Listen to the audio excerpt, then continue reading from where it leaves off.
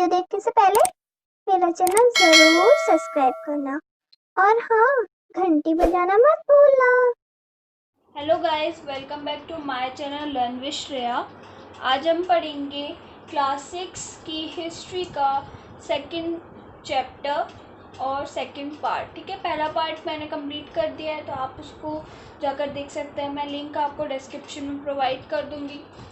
तो हमारा आधा चैप्टर कंप्लीट हो गया और आज हम इस चैप्टर को पूरा कंप्लीट कर देंगे। ठीक है, तो चलो शुरू करते हैं। आज हम पढ़ेंगे साइट्स। साइट्स मतलब जो पुरा स्थल होते हैं। ठीक है, हिंदी में इनको पुरा स्थल बोलते हैं। ठीक है, पुरा स्थल। तो चलो पढ़ते हैं क्या होते हैं। Sites are places where the remains of things like tools, pots, buildings, etc. were found.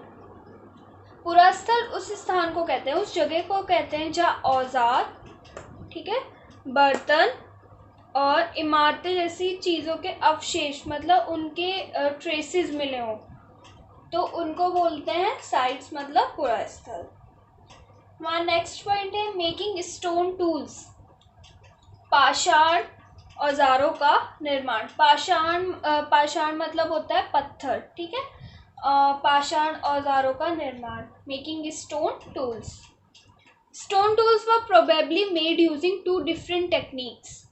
जो पाषाण उपकरण है वो दो तरीके से बनाए जाते हैं, तो देखते हैं कौन कौन से। पहली टेक्निक है स्टोन ऑन स्टोन, हिंदी में बोले पत्थर से पत्थर को टकराना। मतलब the pebble from which the tool was to be made was held in one hand. Another stone which was used as hammer was held in other hand. इसका मतलब है कि जिस पत्थर से हमें औजार बनाना होता है उसको एक हाथ में लिया जाता है और दूसरे हाथ से एक पत्थर का हथौड़ी की तरह इस्तेमाल किया जाता है। ठीक है, तो इससे उनको शेप दी जाती है हथौड़ी की तरह उस पत्थर पे मारकर, जब तक कि हमको till the required shape was obtain, जब तक हमको उसका आकार, वांछित आकार जो चाहिए हमें, जब तक वो नहीं मिलता। ठीक है, तो ये इसका स्टोन ऑन स्टोन का मतलब हो गया आपको क्लियर कि एक हाथ में पत्थर लिया जाता है और दूसरे पत्थर को हथौड़ी की तरह इस्तेमाल करके उस पर मारा जाता है। ठीक है, तो ये हो गया हमारा पत्थर से पत्थर टकराना। और मैं आपको यहाँ पे इसकी इमेज दिखा दूंगी ऊपर, तो आप देख सकते हो किस तरीके से ये स्टोन और स्टोन, पत्थर से पत्थर को टकराना मतलब कैसे ये बनाया जाता है। ठीक है, अब हम इसका सेकंड पढ़ते हैं। अब हम पढ़ेंगे इसका सेकंड टेक्निक कौन सी है। इसकी सेकंड है pressure flaking. The core was placed on a firm surface, the hammer stone was used on a piece of bone or stone that was placed on the core. इसका मतलब क्या हुआ। Pressure flaking जो हमारी second technique है, इसका मतलब ये हुआ कि मतलब हिंदी में बता दो, प्रेशर फ्लेकिंग को दबाव शल्क तकनीक कहते हैं। दबाव शल्क तकनीक, ठीक है,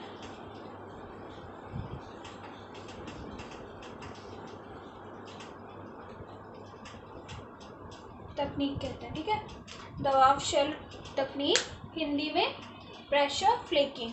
इसका मतलब ये होता है जैसे एक क्रोड होता है, उसको एक स्थिर सतह पे, जैसे ये है, इसको स्थिर सतह पे एक जगह पे टिकाया जाता है और इस क्रोड पर हड्डी या फिर पत्थर के उससे मारा जाता है। ठीक है, और इसके शल्क निकाले जाते, मतलब कि इसको उस फॉर्म में करा जाता है जब तक कि हमको इसका रिक्वायर्ड शेप ना मिल पाए। ठीक है, तो समझ में आया ये कि एक क्रोड को एक जगह पे टिकाया जाता है, उसके बाद इस पे हड्डी के या फिर पत्थर के टुकड़े से, पत्थर रख कर कुछ भी कह लो, उससे मारा जाता है और इस पे शेप दी जाती है। ठीक है, अब हम सेकंड पढ़ते हैं आगे का टॉपिक। हमारा नेक्स्ट टॉपिक है फाइंड आउट अबाउट फायर। आग की खोज कैसे हुई, मतलब कैसे पता चला कि पहले ज़माने में भी आग का इस्तेमाल हुआ करता था। कुरनूल केव्स, मैंने आपको फर्स्ट पार्ट में कुछ केव्स ऐसी जगहों के बारे में बताया था जहाँ पे पहले के लोगों की जानकारी मिली है, वहाँ पे कुछ ऐसी चीज़ें मिली हैं जिससे पता लगता है। तो उसमें से एक था कुरनूल केव्स, ठीक है। कुरनूल केव्स में traces of ash have been found, या ट्रेसेस मिले हैं जैसे ट्रैश नहीं होता, राख जो होती है उसके, ठीक है। तो यहाँ पे उसके ट्रेसेस मिले हैं आग के। फायर, अब देखते हैं कि फायर जो होती है वो किस किस चीज़ों के लिए यूज़ होती होगी। Fire could have been use for many things, ठीक है। फर्स्ट, सोर्स ऑफ लाइट, ये लाइट का सोर्स भी होती है फायर, आग जला के वो लोग पहले अपना लाइट का सोर्स करते होंगे। Second, cook, to cook meat, पहले वो जो भी चीज़ें खाते थे मांस वगैरह उसको पकाते होंगे। Third, to scare away animals, रात को वो जैसे कि जानवरों को दूर भगाने के लिए वो जो फायर होती है उसका इस्तेमाल करते होंगे, उसको कैसे भी मतलब डंडी वगैरह पे उसको करके, तो जानवरों को दूर भगाने के लिए वो फायर का इस्तेमाल करते थे। टू कुक मीट, मीट मांस वगैरह पकाने के लिए वो फायर का इस्तेमाल करते थे। और सोर्स ऑफ लाइट, और फायर जो थी वो उनका सोर्स ऑफ लाइट भी थी, ठीक है। तो कहाँ पे हमको इसके ट्रेसेस मिले हैं? कुरनूल केव्स में ट्रेसेस ऑफ ऐश इसके, ठीक है, हैव बीन फाउंड हेयर, यहाँ पर हमको इसके ट्रेसेस मिले हैं। इस पता चलता है कि पहले के लोग भी आग का इस्तेमाल करते थे और उनसे क्या क्या यूज़ करते थे, ठीक है। अब हम नेक्स्ट टॉपिक पढ़ते हैं।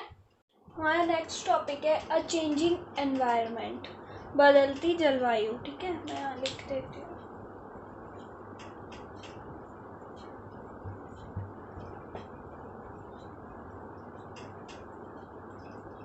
बदलती जलवायु, ठीक है।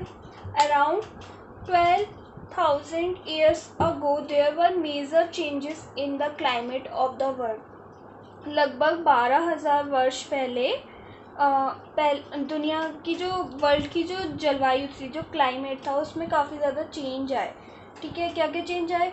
Shift to relatively warm conditions, गर्मी बढ़ने लगी थी, ठीक है, काफ़ी ज़्यादा। डेवलपमेंट ऑफ ग्रासलैंड्स, जो घास वाले मैदान थे वो ज़्यादा मतलब कि घास के मैदान ज़्यादा बनने लगे थे, ठीक है। डेवलपमेंट ऑफ ग्रासलैंड, जो मैदान थे घास के उनका डेवलपमेंट होने लग गया था काफ़ी ज़्यादा। Third, increase in the number of dear, antelope, God, sheep and cattle that survived on grass. Antelope मतलब होता है बारहसिंग, पढ़ा आपने बारहसिंगा?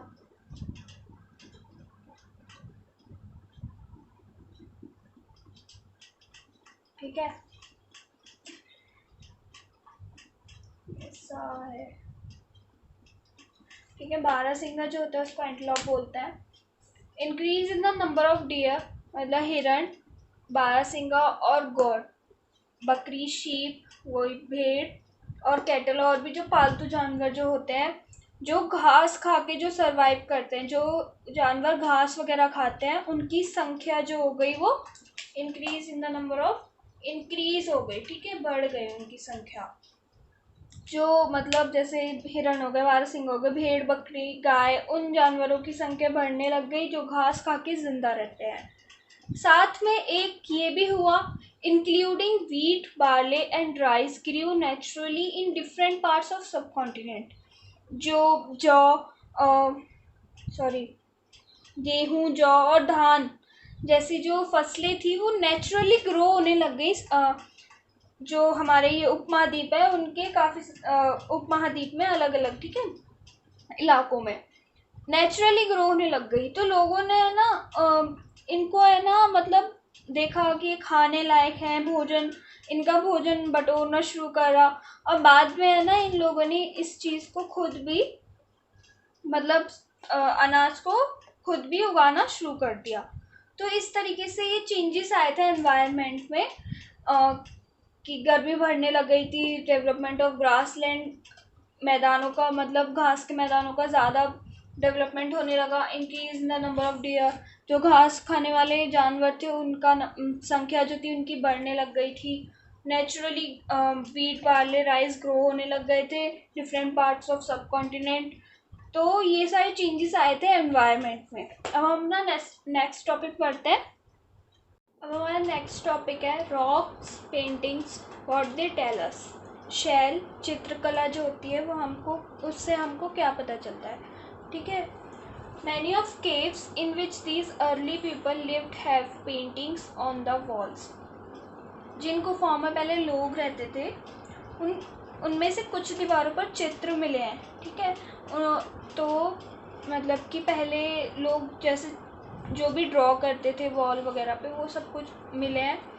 बेस्ट एग्जांपल इसका है मध्य प्रदेश एंड साउथर्न उत्तर प्रदेश। मध्य प्रदेश और दक्षिण उत्तर प्रदेश का बेस्ट एग्जांपल दिया गया है। इनकी गुफाओं में ऐसे ऐसे चित्र मिले हैं जो कि जंगली जानवरों के हैं, ठीक है। जंगली जानवर पहले के उन जो लोगों ने बनाया हुआ है, काफ़ी अच्छे तरीके से उसका चित्रण किया हुआ है, काफ़ी अच्छे तरीके से उसका वॉल पे पेंट किया हुआ है, ठीक है।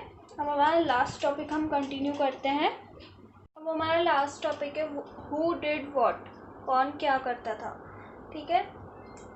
Earliest people hunted gathered plants produce.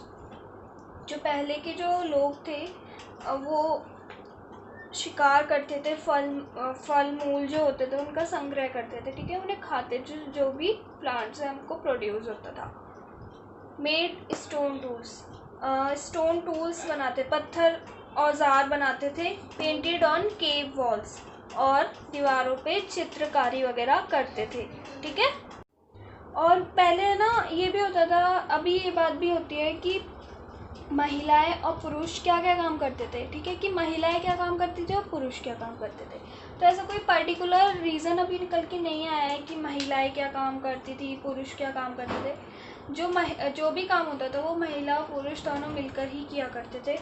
और कुछ तरह के काम ऐसे भी होते थे जो जिन्हें सिर्फ महिलाएं करती थी, और कुछ ऐसे भी होते थे जिन्हें सिर्फ पुरुष करते थे। और इसके अलावा जो सब कॉन्टिनेंट है, हमारे उपमहाद्वीप है, उनके अलग अलग जगहों पे, अलग अलग क्षेत्रों में अलग अलग परंपराएं भी होती थी। तो उसके हिसाब से भी पुरुष महिलाएं अलग अलग काम करते थे, ठीक है। तो ये चैप्टर हमारा यहीं पे ख़त्म होता है। तो अगर आपको मेरी वीडियो पसंद आई है तो प्लीज़ मेरी वीडियो को लाइक करना। प्लीज़ कमेंट सेक्शन में ज़रूर बताना कि आपको मेरी वीडियो कैसी लगी है, और मेरी वीडियो को प्लीज़ शेयर करना, और प्लीज़ मेरे चैनल को ज़रूर सब्सक्राइब करना, ताकि, और हाँ, बेल आइकन को प्लीज़ ज़रूर प्रेस कर देना ताकि मेरी नेक्स्ट वीडियो का नोटिफिकेशन आप तक पहुंच जाए। और अगर आपको कोई भी क्वेरी हो तो आप मेरे को पूछ सकते हो कमेंट सेक्शन में, या फिर मेरे इंस्टाग्राम अकाउंट को भी आप फॉलो कर सकते हो, मैं आपको नीचे मेंशन कर दूँगी। मेरी इसका पहला पार्ट जो है उसका भी मैं आपको लिंक डिस्क्रिप्शन में प्रोवाइड कर दूँगी। So thank you so much.